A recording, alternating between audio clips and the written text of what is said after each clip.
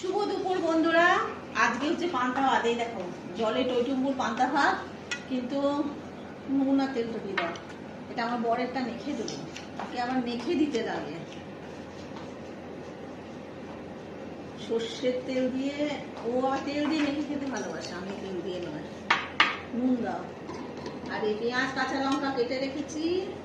লাগবে লাগবে, নুনটা দাও, পুরোটা লাগবে, দাও ব্যাস।